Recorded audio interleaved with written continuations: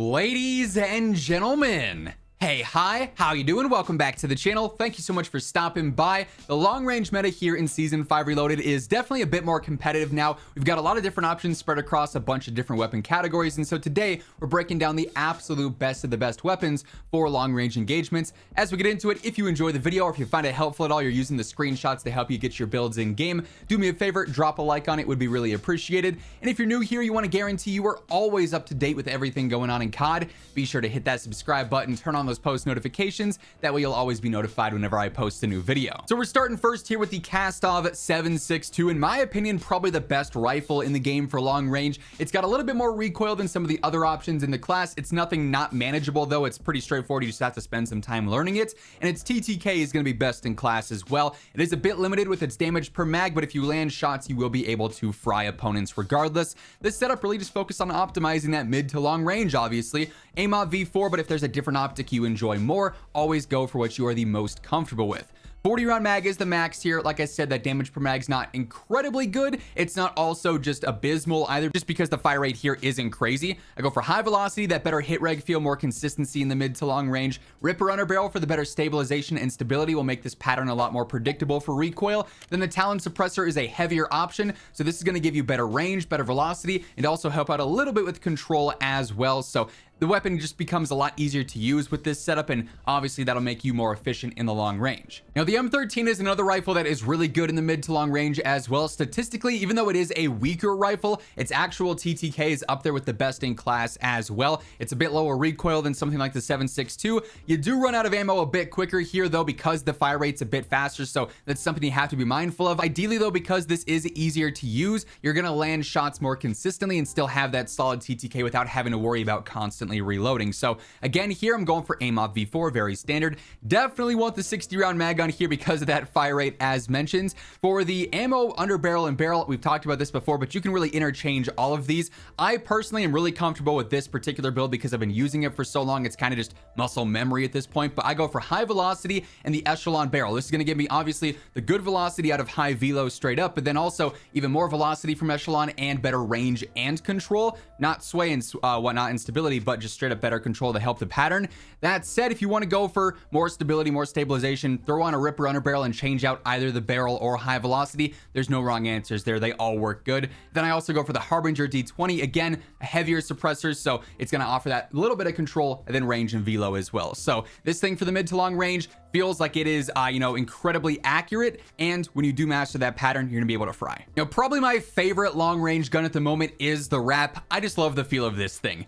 It dominates. Its TTK is ridiculously spicy, one of the best in the game for fully auto guns. It's surprisingly low recoil. Like, I love this thing. It's just a ton of fun to use. Now, yes, it's super heavy and super slow for like the reload and the movement, but you have to get past that if you want to use an LMG, and this is by far best in class, right? So here, again, AMOP V4, surprise, surprise. I go for the TCG-10 rear grip for just straight up better control to make this thing a laser beam. Because the fire rate here is also pretty ridiculous, I go for the 100 round mag just to give me a little bit of extra ammo so I don't have to reload as often. So I don't mind having that slower reload because I don't have to reload as much. The Hound 9G grip is something I just changed to recently because this is going to offer a bit more stabilization and steadiness than the Ripper, so it's a nice little added bonus there. Really makes it again feel like a laser beam. And then once more, we got the Talon suppressor on here for that better velocity, better range, better control, and better pizza Papa John's. So again, this thing for mid to long range, it's going to be a laser beam, but it's also going to absolutely rip through anyone that you are consistently landing shots on. Another LMG I've really been enjoying post update is the RPK. This is just now a lot more competitive because everything else has been adjusted a little bit.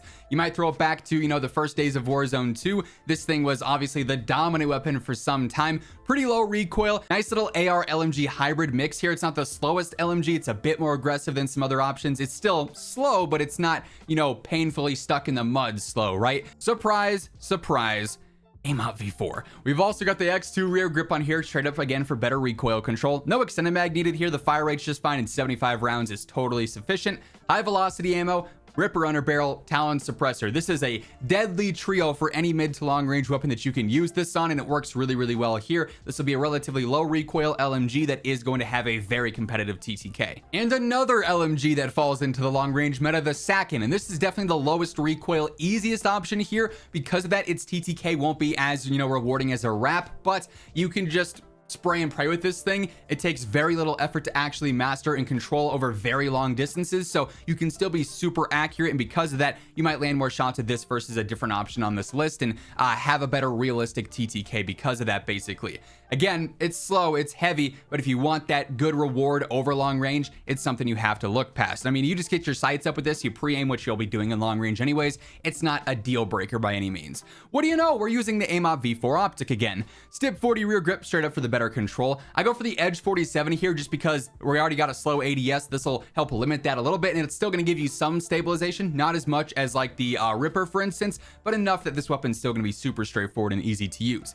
Polar Fire suppressor is a lighter suppressor, so no added control, but it's a faster ADS. You're still getting better velo and range out of that. Then I go for the Silver Series barrel, better control, better velocity, better damage range. I just like the feel of this, again, making this weapon even more of a laser beam. That said, if you really value high velocity, you could swap out the barrel for high velo ammo here, and that's a really good choice as well. Once more, no wrong answers. It's just a very versatile weapon in the way that you can build it, and it's going to be efficient in pretty much all those ways. Now, of course, in the long range meta, snipers are still a thing. Now, they're not crazy great in this game, but they are usable enough that they can be very efficient in the right hands. This Signal, for instance, is my go-to option in ranked, or has been here for a bit, and even though it can't one-shot because it is a spammable sniper, it's not bolt action, it is ridiculously good if you're accurate because you can hit back-to-back headshots, really quickly knock somebody, get that one shot cleanup on a knocked player. It's just super competitive, whether it's in ranked where you know, obviously the SR is so huge, or in pubs where you're just trying to get some easier kills.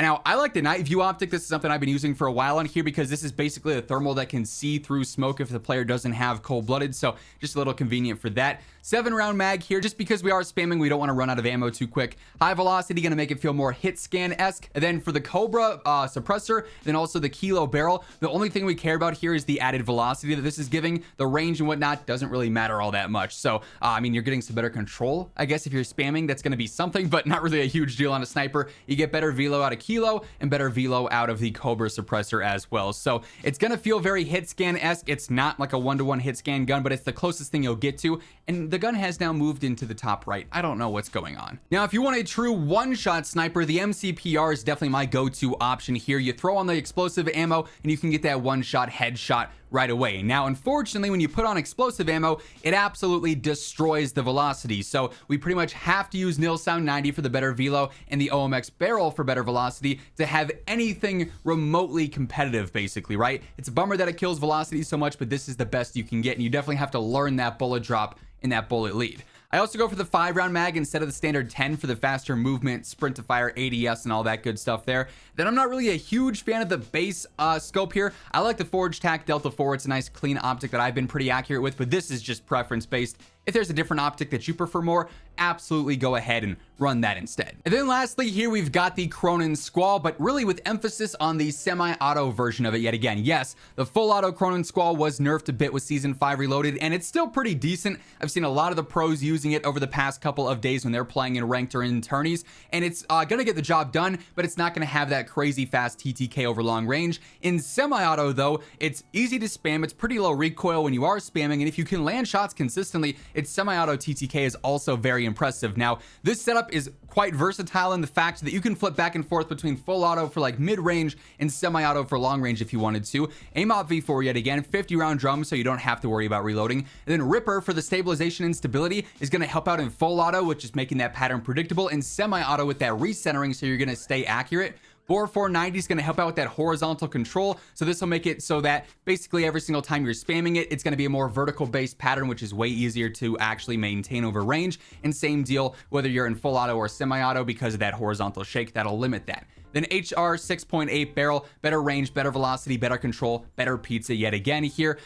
As much as I would like high velocity on here, really you have to focus on control as much as you can because of, you know, the recoil that this gun's going to have regardless of what mode you're firing in. So it is what it is. Even without high velo, this is still pretty accurate over long range too.